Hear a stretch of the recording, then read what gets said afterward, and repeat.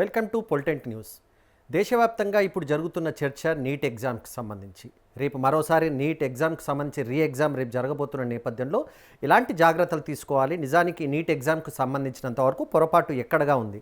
కేవలం కేంద్ర ప్రభుత్వం చెప్తున్నట్టుగా కొంతమంది వ్యక్తుల పొరపాటు ఉందా, లేకపోతే మొత్తం వ్యవస్థకు సంబంధించి దీంట్లోకి లోపాలు ఉన్నాయి? ఈ అన్ని అంశాలపై మనతో మాట్లాడడానికి డాక్టర్ మధుసూదన్ రెడ్డి ప్రస్తుతం మనతో పాటు అందుబాటులో ఉన్నారు. మధుసూదన్ రెడ్డి ఉమ్మడి తెలుగు రాష్ట్రాలకు సంబంధించినంత వరకు చాలా సీనియర్ విద్యావేత్తగా గౌరవం ఉంది. అదేవిధంగా అనేక అంశాలపైన మాట్లాడేవారు, చాలా విషయాలపైన అవగాహన ఉన్న వ్యక్తి. ప్రభుత్వ లెక్చరర్ల సంఘానికి అధ్యక్షులుగా ఉన్నారు. మధుసూదన్ రెడ్డి గారు నమస్కారం సార్. మధుసూదన్ రెడ్డి గారు, ఫస్ట్ క్వశ్చన్ అండి. ఈ నీట్ ఎగ్జామ్కి సంబంధించినంత వరకు రేపు మళ్ళీ ఎగ్జామ్ కండక్ట్ చేయబోతున్నారు. విద్యార్థులు ఎలాంటి జాగ్రత్తలు తీసుకోవాలంటారు? సో ఖచ్చితంగా నీటు పరీక్షకు సంబంధించినంత వరకు ఇది దేశవ్యాప్తంగా రెండవసారి పరీక్ష నిర్వహించాల్సి రావడం చాలా దురదృష్టకరం. సరే, దీనికి సంబంధించి ఏమి రిఫార్మ్స్ తీసుకురావాలి, ఏమి రిఫార్మ్స్ తీసుకొస్తే ఈ యొక్క పరీక్షకు సంబంధించి ఎలాంటి ఘటనలు జరగకుండా నిరోధించగలుగుతాము అనేది ఒక చర్చ. సో మీరు అనుమతిస్తే ముఖ్యంగా నీటుకు 22 లక్షల మంది విద్యార్థులు దేశవ్యాప్తంగా పరీక్ష రాస్తున్నారు. కానీ ఉన్నటువంటి సీట్లు 1,30,000 మాత్రమే. సో కాబట్టి నీటు పరీక్ష అనేటటువంటిది దేశవ్యాప్తంగా విధించడము, నీట్ వచ్చినటువంటి తొలి రోజుల్లో మీరు నేను అనేక రకాలైనటువంటి డిబేట్లు చేశాము. నీట్ పరీక్ష వల్ల భావి వైద్యుల బలి అనేటటువంటిది కూడా మనము చర్చ చేసాం. ఇప్పుడు నేను మీకు స్పష్టంగా 1-2 అంశాలు మాత్రమే సూచించి మీరు అడిగిన ప్రశ్నలకు వస్తాను. ఒకటి, దీనికి ఖచ్చితంగా 22 లక్షల మంది పరీక్ష రాస్తున్నారు కాబట్టి సీరియస్గా 15 లక్షల మంది విద్యార్థులు పరీక్ష రాసే అవకాశం ఉంది. కాబట్టి ఖచ్చితంగా నీట్ అనేటటువంటిది ఫిలిమ్స్, మెయిన్స్ అనేటటువంటి 2 రకాలుగా విభజిస్తే పరీక్ష నిర్వహించడం సులభం అవుతుంది అనేటటువంటిది మెజారిటీగా విద్యావేత్తలు, ఈ యొక్క పరీక్షలకు సంబంధించినటువంటి విశ్లేషకులు కానీ, పరీక్ష నిర్వహణలో విశేషమైనటువంటి అనుభవం ఉన్న వాళ్ళు కానీ, పరీక్షలకు సంబంధించి అనేక విషయాలు తెలుసుకున్నటువంటి వాళ్ళు కానీ మనకు చెప్తున్నటువంటి విషయం. ఉదాహరణకు ఎంసెట్ అనేది మొట్టమొదట వచ్చినప్పుడు కర్నూలులో ఎవరైతే ఫస్ట్ ఇయర్లో ఎంబీబీఎస్ అవుతున్నారో వాళ్ళు పరీక్ష రాసినటువంటి సంఘటన కూడా మనమే వెలిగిలోకి తీసుకొచ్చాం. తర్వాత అసలు పరీక్షల నిర్వహణకు జూమర్స్కి సంబంధం ఏంటంటే మొట్టమొదటి తెలుగు రాష్ట్రాల్లోనే ఈ యొక్క నీట్ పరీక్షకు జూమర్స్ పెట్టినటువంటి పరిస్థితి. మొన్న లాస్ట్ టైం మే 3న జరిగినటువంటి పరీక్ష సందర్భంగా ఉస్మానియా, గాంధీ మెడికల్ కళాశాలలు, ప్రతిష్టాత్మకమైన మెడికల్ కాలేజీల్లో ఫస్ట్ ఇయర్ స్టూడెంట్స్ అందరూ అనివార్యంగా ఆ రోజు ఆదివారం అయినా అందరూ కాలేజీలో ఉండాలి. ఒకవేళ ఎవరైనా కాలేజీలో లేకపోతే వాళ్ళ పేర్లు ఈ యూనివర్సిటీకి రెఫర్ చేయాలని చెప్పి ఇటువంటి అనేక ప్రికాషన్స్ ఈ రాష్ట్రంలో, దేశంలో తీసుకున్నారు. అయినప్పటికీ ఈ యొక్క దురదృష్టమైనటువంటి సంఘటన జరిగింది. ఖచ్చితంగా ప్రికాషన్స్ తీసుకోవడంలో, సంస్కరణల్లో ఖచ్చితంగా నీట్ అనేటటువంటిది ఏదైతే ఐఐటి మెయిన్స్, ఐఐటి ఫిలిమ్స్ అనేటటువంటిది జరుగుతుందో ఆ విధంగా నీట్ ఫిలిమ్స్, నీట్ మెయిన్స్ అనేటటువంటిది జరిగితే ఈ అవకతవకలకు తక్కువ అవకాశం ఉండే అవకాశం ఉంటుంది. మధుసూదన్ రెడ్డి గారు, ఒక్క నిమిషం కంటిన్యూషన్గా మీరు చెప్పినానికి ఒక వాదన ఉంటుంది. గతంలో కూడా మనం చాలా సందర్భంగా మాట్లాడుకున్నాం. ఎంసెట్ ఉంటే బెస్టా, నీట్ ఉంటే బెస్టా? జాతీయ స్థాయిలో ఉండడం వల్ల ప్రయోజనం ఉంటుందా, రాష్ట్ర స్థాయికి ఉంటుంది? ఎందుకంటే తమిళనాడు లాంటి రాష్ట్రాలు ఇప్పటికే నీటుకు వ్యతిరేకంగా ఉద్యమాలు చేశాయి. ఏ ప్రభుత్వం ఉన్నా తమిళనాడులో మొత్తానికి నీటిని వ్యతిరేకించిన పరిస్థితి కనిపించింది. మీరు ఒక సీనియర్ విద్యావేత్తగా ఏ జాతీయ స్థాయిలో నీట్ ఉంటే బెస్ట్ అంటారా, లేకపోతే ఏ రాష్ట్రానికి ఆ రాష్ట్రానికి ఎంసెట్ లాంటి విధానంలో సీట్లు భర్తీ చేస్తే మంచిదంటారా? ఇప్పుడు ఆప్షన్ మనకుంటే మనము రాష్ట్రాలకు ఉంటే బాగుంటుంది అని చెప్తాము, కేంద్రాలకు ఉంటే బాగుంటుంది. దాంట్లో కొన్ని లాభాలు ఉన్నాయి, కొన్ని నష్టాలు ఉన్నాయి. ఉదాహరణకు తమిళనాడు నష్టపోతుంది. ఎందుకు నష్టపోతుంది అంటే తమిళనాడులో ఉన్నటువంటి సీట్లు 15% సెంట్రల్ పూల్కి ఇస్తే వాళ్ళకు 5%, 6% కూడా రావటం లేదు. కానీ అదే మనము 15% సెంట్రల్ పూల్కి ఇస్తే 22, 23, ఈవెన్ 25% వరకు సీట్లు సాధించుకునేటటువంటి అవకాశం ఉంది. తర్వాత ఎంసెట్ అయినా, నీట్ అయినా, తర్వాత ఐఐటి అయినా 2 తెలుగు రాష్ట్రాలకు కొట్టిన పిండి. కానీ తమిళనాడులో ఎన్నడూ ఏ పరీక్ష రాసేటటువంటి అవకాశం రాలేదు. కాబట్టి తమిళనాడు తీవ్రంగా నష్టపోతున్నటువంటి విషయము మనందరికీ తెలుసు. కాబట్టి ఇటువంటి పరిస్థితులలో మనము ఆలోచించేటటువంటిది ఏంటంటే ఇది దేశవ్యాప్తంగా పరీక్ష ఉండడం వల్ల ఒక్క రాష్ట్రంలో పరీక్ష ఏదైనా గందరగోళమైనా మొత్తం దేశవ్యాప్తంగా పరీక్ష నష్టపోతుంది కాబట్టి రాష్ట్రాల వారీగా ఉంటే బాగుంటుందని ఆ రోజు ఉన్నటువంటి పరిస్థితుల్లో బీజేపీ పాలిత రాష్ట్రాలు గుజరాత్ లాంటి రాష్ట్రాలు కూడా వ్యతిరేకించాయి. కానీ ఇక్కడ దీనికి సంబంధించినటువంటి మౌలికమైనటువంటి అంశం ఏంటంటే ఒక ఎంబీబీఎస్ సీట్ కావాల్సినటువంటి ఒక ఇంటర్మీడియట్ విద్యార్థి దాదాపు 8 పరీక్షలు రాయాల్సి వస్తుంది. అంటే all India institute of medical sciences, Karnataka institute of medical sciences, Karnataka private college managements entrance, ఈ విధంగా 10-15 రకాలుగా రాయాల్సి వస్తుంది. కాబట్టి అమిత్ గుప్తా కేసులో సుప్రీంకోర్టు ఇచ్చినటువంటి జడ్జిమెంట్ ఆధారంగా కేంద్ర ప్రభుత్వం అనివార్యంగా ఈ పరీక్ష నిర్వహించాల్సినటువంటి పరిస్థితి వచ్చింది. కాబట్టి ఇప్పుడు రాష్ట్రాలు చెప్పినా ఇంకోరు చెప్పినా ఈ పరీక్ష అనివార్యం. కాబట్టి ఇప్పుడు సుప్రీంకోర్టుకు పోయి చేసినా ఏం జరిగేది లేదు.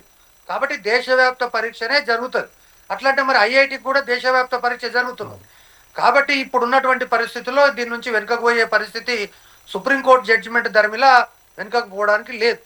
కానీ ఏదైతే ప్రిలిమినరీ పరీక్ష పెడతారో దాంట్లో ఒక 10,000 మందో 15,000 మందినో స్క్రీనింగ్ చేస్తే మెయిన్ పరీక్ష అనేటటువంటిది జరగడానికి అవకాశం ఉంటుంది అనేది ఒకటి. ఇక రెండవది, ఇప్పుడు ఉన్నటువంటి పరిస్థితుల్లో విద్యార్థులు అనేటటువంటి వాళ్ళు ఇప్పుడు పరీక్షలో ప్రిపేర్ అయ్యేటప్పుడు తీసుకునే జాగ్రత్తల గురించి మనం చెప్తే ఉపయోగం లేదు. కానీ రేపు పరీక్ష సందర్భంగా సాధ్యమైనంత వరకు 11 గంటల నుంచి 1:30 వరకు ఈ యొక్క హాల్స్ అన్ని కూడా తెరిచి ఉంటాయి. 11 గంటలకు పోయినా మీరు లోపలికి పోయే అవకాశం ఉంటుంది. కాబట్టి 1:30కి అడావిడిగా పోయి ఈ విధమైనటువంటి 1:30 తర్వాత ఎవరిని పర్మిట్ చేయరు. కాబట్టి మీరు ఈ సమయం లోపలనే ఒక హాఫ్ అన్ అవర్ ముందు పోయి కాలేజీలో సీట్లో కూర్చోవడం మొదటి. రెండవది, మీరు క్యారీ చేసేటటువంటి సందర్భంలో అడ్మిట్ కార్డు ఒకటి, ఐడి ప్రూఫ్ ఒకటి, 2 పాస్పోర్ట్ సైజ్ ఫోటోలు ఖచ్చితంగా తీసుకొని పోవాల్సినటువంటి అవసరం ఉంటుంది. తర్వాత క్లాతింగ్ గురించి కూడా అనేక రకాలైనటువంటి కథనాలు పేపర్లో వస్తున్నాయి. ఒకరేమో ముస్లిమ్స్ అయితే బుర్కా వేసుకొని పోవడము, తర్వాత పెద్ద పెద్ద డ్రెస్సులు వేసుకపోవడము, సింపుల్గా ఉండే హాఫ్ స్లీవ్స్ డ్రెస్ మాత్రమే. అదేవిధంగా జెంట్స్ కూడా నువ్వేదో టీషర్టు ఇటువంటి వేసుకొని పోతే మంచిది. 99% క్యాజువల్స్ తోటే పోవాలి. షూ వేసుకోవడం ఏమాత్రం కూడా అనుమతించరు. అనుమతించినా కూడా దానివల్ల వచ్చే ఇబ్బందులు ఎదుర్కోవడం కంటే సాధారణంగా చెప్పులు వేసుకొని పోతే మంచిది. అదేవిధంగా ఈ యొక్క రిలీజియస్ వాళ్ళు కూడా సాధ్యమైనంత వరకు ఒకవేళ మీరు రిలీజియస్ సెంటిమెంట్స్ ప్రకారంగా నేను బుర్కో వేసుకునే పోతా అంటే మాత్రం మీరు 11:30కే పోయి కూర్చుంటే మీకు తాఫీగా చెక్ చేసి లోపలికి పంపడానికి అవకాశం ఉంటుంది. తర్వాత ఇది జాతీయ స్థాయి పరీక్ష కాబట్టి ఎలాంటి అవకతవకలకు పాల్పడాలనేటటువంటి కనీస ఆలోచన మీకు రావద్దు. ఇప్పటికే తెలుగు రాష్ట్రాల్లో కానీ ఇతర రాష్ట్రాల్లో కానీ మేము ఏదో ఆట విడుపుకు రాస్తున్నామని కొంతమంది, లాస్ట్ ఇయర్ నాకు సీట్ వచ్చింది ఈ ఇయర్ ఎన్ని మార్కులు వస్తాయని కొంతమంది, ఇటువంటి వాళ్ళు రాసి అనవసరంగా మీ జీవితాల్ని నాశనం చేసుకోవద్దు అనేటటువంటిది ఇంకొకటి. తర్వాత వాళ్ళు వాటర్ బాటిల్ కూడా పర్మిట్ చేస్తున్నారు. వాటర్ బాటిల్ ఏదైనా కూడా ట్రాన్స్పరెంట్ వాటర్ బాటిల్ తీసుకొని మాత్రమే లోపలికి పోవాలి. తర్వాత ఎలక్ట్రానిక్ గ్యాడ్జెట్స్ కానీ, తర్వాత వ్యాలెట్స్ కానీ, జ్యువెలరీ కానీ పెద్ద ఎత్తున జ్యువెలరీ వేసుకొని పోయి, తర్వాత ఈ యొక్క బటన్స్ అనేటటువంటివి కూడా చాలా సింపుల్ బటన్స్ ఉండాలి తప్ప పెద్ద పెద్ద బటన్లు పెట్టుకొని దాని వెనకాల ఏది ఉందో అనేటటువంటి అనుమానము చాలా వరకు ఉంది. కాబట్టి వీటన్నిటిని కూడా ప్రయోజనాలుగా తీసుకోవాలి. ముఖ్యంగా ఇది కేంద్ర ప్రభుత్వం కూడా చాలా సీరియస్గా తీసుకున్నది. కాబట్టి రేపు పరీక్ష చాలా ప్రశాంతంగా జరుగుతుంది అనేటటువంటి విశ్వాసం నాకు ఉంది. ముఖ్యంగా తల్లిదండ్రులు ఈరోజు విద్యార్థులు ఎవరు కూడా రాత్రి నైట్ అవుట్ చేయడం కానీ, లేకపోతే రాత్రి తినకపోవడం కానీ, లేకపోతే ఉదయం తినకుండా పరీక్షకు పోవడం కానీ ఇటువంటివి చేయకుండా విద్యార్థులు చాలా ప్రశాంతంగా పోయి ప్రశాంతంగా రాస్తే మీకు వచ్చినటువంటి జ్ఞానాన్ని ప్రజెంట్ చేస్తే తప్పకుండా ఈ పరీక్ష విజయవంతం కావడానికి అవకాశం ఉంది. కాబట్టి ఇటువంటి జాగ్రత్తలన్నీ కూడా ప్రభుత్వం పరంగా అనేక రకాలైనటువంటి ఏర్పాట్లు చేయడం జరిగింది. జిల్లా కలెక్టర్లు ప్రిస్టేజ్గా తీసుకున్నారు, ఆయా చీఫ్ సెక్రటరీలు ప్రిస్టేజ్గా తీసుకొని మానిటర్ చేస్తున్నారు. ప్రతి దగ్గర సెంటర్లో కూడా జూమర్స్ పెట్టారు, తర్వాత సీసీ కెమెరాలు పెట్టారు. అనేక రకాలైనటువంటి ఏర్పాట్లు ఈ రాష్ట్ర ప్రభుత్వం ఒక ఎన్నికల ఏర్పాట్ల కంటే కూడా చాలా పెద్ద ఎత్తున ఏర్పాట్లు రాష్ట్ర ప్రభుత్వం కేంద్ర ప్రభుత్వం కలిసి చేస్తున్న ప్రస్తుత తరుణంలో ఈ పరీక్ష సజావుగా జరుగుతుంది అనేటటువంటి పూర్తి విశ్వాసాన్ని నేను వ్యక్తం చేస్తున్నాను. వసంతరెడ్డి గారు, అదే సమయంలో రీ ఎగ్జామ్ అనేది విద్యార్థులపైన ఎంతవరకు ప్రభావం ఉంటుంది? ఎందుకంటే చాలామంది ప్రిపేర్ అయ్యి ఎగ్జామ్ రాసి ఉంటారు, మళ్ళీ రాయడం అనేది కొంత ఇబ్బందిగా ఉంటుంది. ఇది వాళ్ళపైన ఎంత ఒత్తిడిగా ఉంటుంది, వాళ్ళపైన ఏ రకమైన మానసిక పరిస్థితిగా ఉంటుంది? అంటే ఒక వ్యక్తి ఏదైనా సరే యాన్యువల్ పరీక్ష రాస్తే చివరి పరీక్ష రోజు బయటికి వచ్చి ఆహాకారాలు చేస్తూ మాకు పరీక్షలు అయిపోయినాయి అని చెప్పి మేమైతే మా పరీక్షా కేంద్రం నుంచి కొంచెం దూరం పోయిన తర్వాత మా ఊరికి పోయే దారిలో బావిలో దూకి అనేక రకాలుగా సెలబ్రేషన్స్ మూడు ఉండే. అవును. అదేవిధంగా ఈ యొక్క యజ్ఞము పూర్తయి 2 సంవత్సరాలు కఠిన కారాగార శిక్షలాగా పరీక్ష పత్రాలకు సంబంధించి పరీక్షలకు సంబంధించి ప్రిపేర్ కావడం కానీ, దాదాపు 6 తరగతి నుంచే ఈ యొక్క నీట్ అనేటటువంటి పరీక్షకు అనేక రకాలైనటువంటి కోర్సులు ఏవైతే ఉన్నాయో వాటిని నీట్ అని ఇంకోటని 6 తరగతి నుంచే మనం ఎంసెట్ నేర్పిస్తున్నాం. ఇక 2 సంవత్సరాల ఇంటర్మీడియట్ కోర్సు కానీ లేదా ఎవరైనా లాంగ్ టర్మ్ కోచింగ్ చేస్తే అది తిహార్ జైలు కంటే కూడా చాలా అత్యంత బాధాకరమైనటువంటి పరిస్థితుల్లో విద్యార్థులు తల్లిదండ్రులు పరీక్షలు పాస్ అవుతారు. కాబట్టి పరీక్ష పాస్ అయిన తర్వాత ఎవరైతే ఇక మాకు సీట్ వస్తుంది మేము డాక్టర్లం అయిపోయినామని బయటికి వచ్చిన వాళ్ళు ఉన్నారో వాళ్ళకు నిజంగా కూడా ఇది నరకంతో సమానమైనటువంటి పరీక్ష. ఎందుకంటే మళ్ళా ఒకసారి పరీక్ష పత్రంలో అనేక రకాలైనటువంటి అంశాలు ఉంటాయి. ఫిజిక్స్ కానీ, కెమిస్ట్రీ కానీ, బయాలజికల్ సైన్స్ కానీ, ఈ యొక్క పరీక్షలకు సంబంధించి పేపర్ యొక్క సెట్టింగ్ కానీ, తర్వాత చాలామంది తెలుగు విద్యార్థులకు ఫిజిక్స్ అనేటటువంటిది పెద్ద ఎత్తున చాలా కష్టమైనటువంటిది. నార్త్ ఇండియన్ స్టూడెంట్స్కు ముఖ్యంగా మనం కనుక చూసినట్టయితే తమిళనాడు స్టూడెంట్స్ బాటనీ జువాలజీ రాయాలంటే చాలా కష్టమైన పని వాళ్ళకు. కాబట్టి బాటనీ జువాలజీ ఒకవేళ టఫ్ వచ్చింది అనుకోండి గతం కంటే, ఇక తమిళనాడు స్టూడెంట్స్ కానీ నార్త్ ఇండియన్ స్టూడెంట్స్ కానీ నష్టపోతారు. అదేవిధంగా ఫిజిక్స్ టఫ్ వస్తే 2 తెలుగు రాష్ట్రాల విద్యార్థులు, కర్ణాటక విద్యార్థులు కొంత ఇబ్బందికి గురయ్యేటటువంటి అవకాశం ఉంటుంది. కాబట్టి ఇది పరీక్షా పత్రం అనేటటువంటిది గతంలో ఉన్నటువంటిది. గతంలో కొంతమందికి ఇది పరీక్షా పత్రం సునాయాసంగా డాక్టర్ని అయిపోయినాం అనేటువంటి వాళ్ళు ఈ విధంగా ఈ యొక్క టెన్షన్ అనేటటువంటిది ఎప్పటికీ కూడా కొనసాగుతుంది. కాబట్టి దీన్ని దృష్టిలో పెట్టుకొని మనము ఆలోచించేది ఏంటంటే, నిజంగా కూడా ఈరోజు దేశవ్యాప్తంగా ఆందోళనలు జరుగుతున్నాయి. కొత్త రకమైనటువంటి రాజకీయ పార్టీలు కూడా ఇందులో ప్రధాన పాత్ర పోషిస్తున్నాయి. ఇవన్నీ కూడా సహజం. ఎవరు ప్రతిపక్షంలో ఉంటే వాళ్ళు ప్రభుత్వం యొక్క ఫెయిల్యూర్ అని, ఎవరు అధికార పక్షంలో ఉంటే ఇది సిస్టమ్ ఫెయిల్యూర్ అని. సో ఈ విధంగా మనం చూసినట్టయితే ముఖ్యంగా ఈ యొక్క నీట్ పరీక్ష అనేటటువంటిది గతంలో వ్యాపం కుంభకోణము దగ్గర నుంచి మొదలుకొని తెలంగాణ ఎంసెట్ 1, ఎంసెట్ 2, ఎంసెట్ 3 కూడా మనం చూసినాం. ఆ ఎంసెట్ 1, ఎంసెట్ 2, ఎంసెట్ 3 పరీక్ష చూస్తే దాంట్లో ఉన్నటువంటి పరిస్థితులను కనుక చూస్తే ఇక్కడ నుంచి ఉటావుటిన బెంగళూరుకు విద్యార్థులను తరలించి అక్కడ రిసార్ట్లో పెట్టి మళ్ళీ ఎగ్జామ్ రోజు వాళ్ళని తీసుకొని వచ్చి ఇవన్నీ జరిగినాయి. కానీ అల్టిమేట్గా జరిగింది ఏంటి ఫైనల్గా అంటే, అందులో ఉన్న పాత్రదారులు మాత్రం దొరుకుతున్నారు తప్ప సూత్రధారులు దొరుకుతలేరు. కానీ నీటి విషయంలో ఇంకొక గొప్ప విషయం ఏంటి అంటే, ఇందులో ఉన్నటువంటి పాత్రదారులేమో తప్పించుకుంటున్నారు, అదేవిధంగా సూత్రధారులు తప్పించుకుంటున్నారు, పాత్రదారులేమో హత్యలకు గురవుతున్నారు. ఇంతవరకు నీటికి సంబంధించి ఎంసెట్ పరీక్షకు సంబంధించి వ్యాపం కుంభకోణం దగ్గర నుంచి మనమే చూసినాం. ఎంసెట్ 1, ఎంసెట్ 2, ఎంసెట్ 3 అందులో ఉన్నటువంటి ఇన్వాల్వ్ అయినటువంటి ఎవరైతే అక్యూజ్డ్ ఉన్నారో ఒక్కరు కూడా ఈరోజు బతికిలేరు. అందరూ కూడా పోలీస్ స్టేషన్లు చనిపోవడమో, ఆత్మహత్యలు చేసుకోవడమో, యాక్సిడెంట్ అయ్యి చనిపోవడమో, దీంట్లో కూడా అదే జరుగుతుంది. ఎందుకంటే వాళ్ళని ఎవరిని బతకనియరు, ఎందుకంటే సూత్రధారులు బయటికి రావద్దు కాబట్టి ఇప్పుడు కూడా ఈ నీటి కుంభకోణం అనేటటువంటిది చాలా రకరకాలైనవి వింటున్నాం. పేపరు ఎవరైతే సెట్ చేసిండ్రో వాళ్ళందరినీ కిడ్నాప్ తీసుకుపోయి ఎక్కడో ఒక యూనివర్సిటీలో దాచిపెట్టిండ్రు పరీక్ష అయ్యేంత వరకు వింటున్నాం. ఇవన్నీ కూడా కొత్త కొత్త ఎక్స్పీరియన్సెస్ మనం చూస్తున్నాం.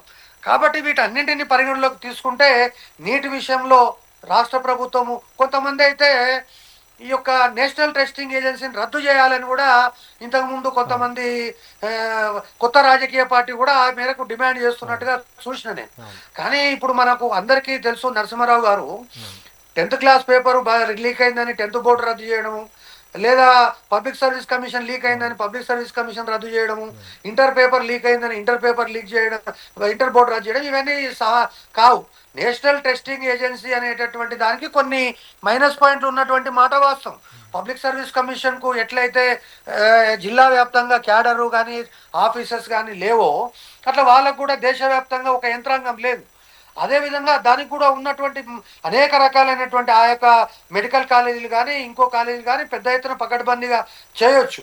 కాబట్టి ఇటువంటి విషయాలన్నింటినీ కూడా పరిగణలోకి తీసుకొని, ఇది ఒకటి ఏంటంటే రాష్ట్ర ప్రభుత్వం కానీ కేంద్ర ప్రభుత్వం కానీ పరీక్షలు నిర్వహించే క్రమంలో మనం ఎన్ని ఎత్తులైతే వేయగలుగుతున్నామో, ఎంత సాంకేతికతనైతే జోడించగలుగుతున్నామో, ఆపోజిట్గా ఉన్నటువంటి దొంగలు ఎవరైతే ఉన్నారో వాళ్లకు ఇది ఇంతకంటే ఎక్కువ వాళ్ళ యొక్క ఐటీ టెక్నాలజీని మనం ఏ దగ్గరనే వాడి ఆగిపోతే వాళ్ళు ఇంకెక్కడో ఆగిపోయినటువంటి పరిస్థితి కనిపిస్తున్నది. అంటే మనసంగ్ రెడ్డి గారు అదే అంటున్నాను.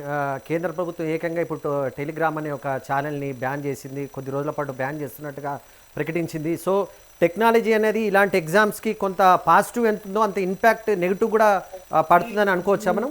లేదు, నేను ఏమని చెప్తున్నా అంటే, మీకు ఉదాహరణకు మేము ఎక్కడైనా ఇంతకుముందు పేపర్ ఎక్కడన్నా ఇంటర్మీడియట్ పేపర్ లీకేజ్ అయింది. ఉదాహరణకు ఖమ్మం జిల్లా మారుమూల ప్రాంతం మధిరలో ఒక పేపర్ లీక్ అయింది.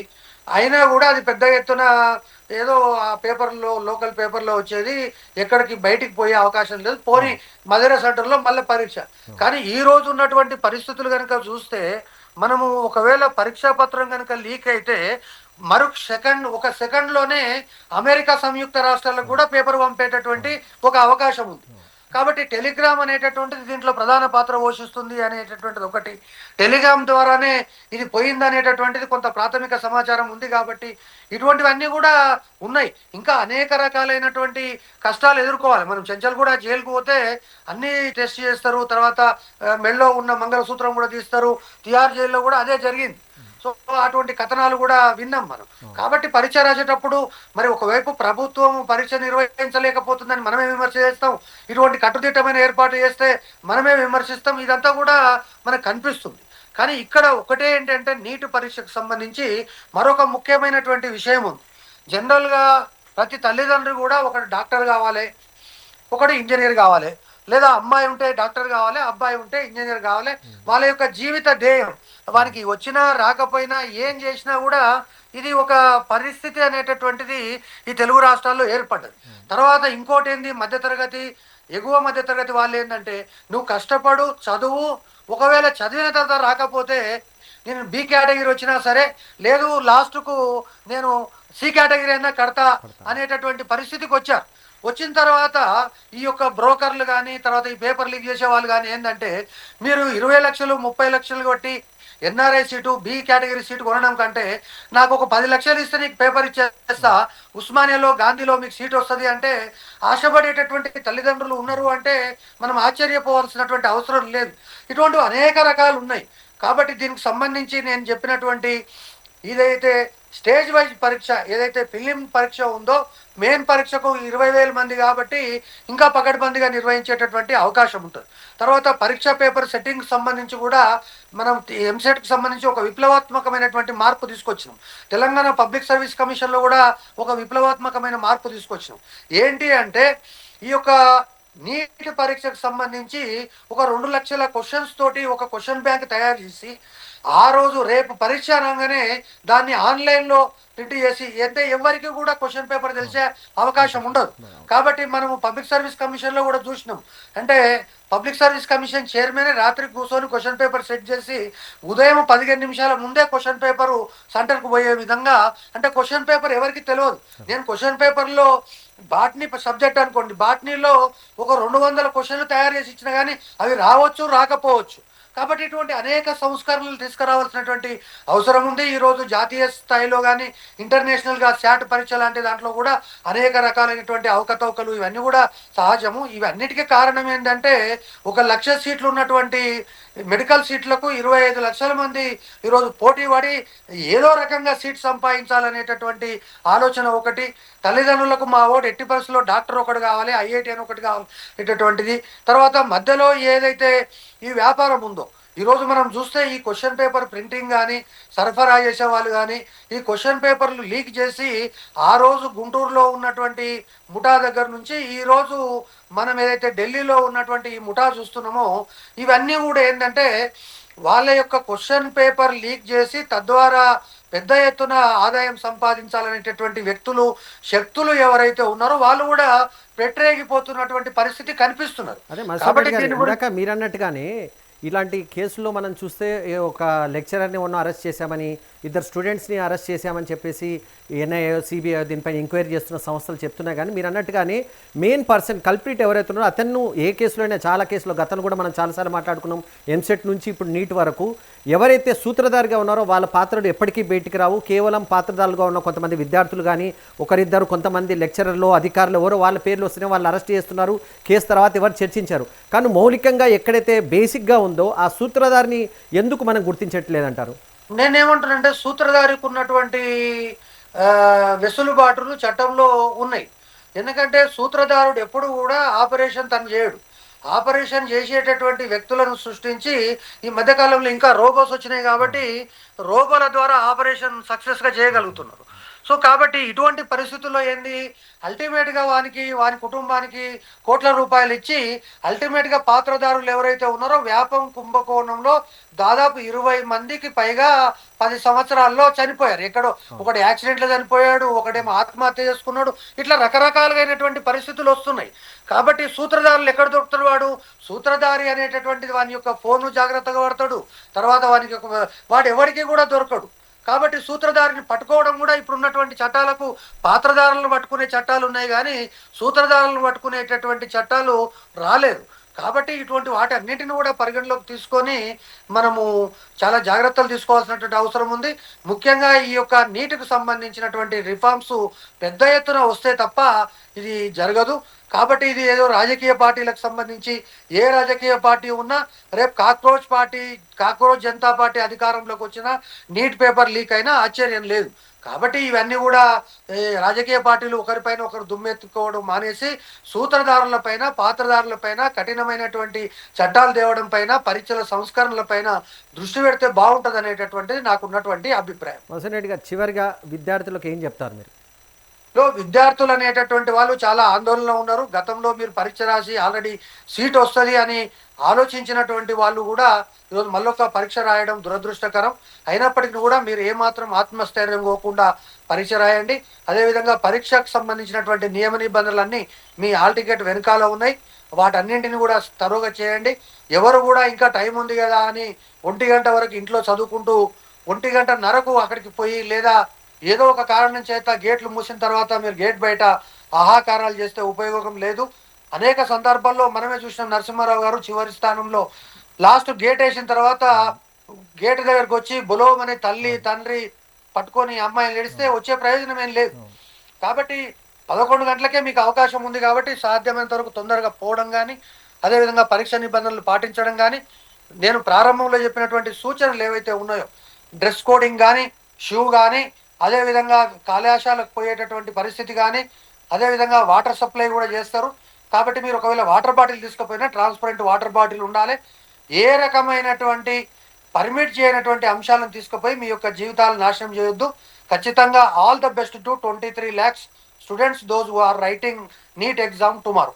థ్యాంక్ యూ మధుసూదన్ రెడ్డి గారు. మొత్తానికి రేపు పరీక్ష రాసే విద్యార్థులకు సంబంధించి ప్రభుత్వం అనేక సూచనలు చేసింది. వాటిని ఖచ్చితంగా పాటించాలి. ఎందుకంటే చాలామంది ఆ సూచనల విషయంలో చివరి నిమిషం వరకు గందరగోళానికి గురవుతారు కనుక ప్రభుత్వం ఏదైతే నిబంధనలు రూపొందించిందో వాటన్నిటిని కూడా హాల్ టికెట్ బ్యాక్ సైడ్ వాటికి సంబంధించిన డీటెయిల్స్ ఉంటాయి. ఏమేమి తీసుకెళ్ళాలి, డూస్ డోంట్స్ అనేది క్లారిటీగా ఉంటాయి కనుక విద్యార్థులు కూడా 2 గంటలకు పరీక్ష అయినప్పటికీ 11 గంటలకే ఎగ్జామ్ సెంటర్స్కి వెళ్ళడం అనేది సేఫ్గా ఉంటుంది. చివరి నిమిషంలో ట్రాఫిక్ కానీ ఇతర కారణాలు, ఎందుకంటే నీట్కి సంబంధించి చెకింగ్ చాలా పకడ్బందీగా చేస్తారు. దానివల్ల ఆలస్యమయ్యే అవకాశం ఉంటుంది.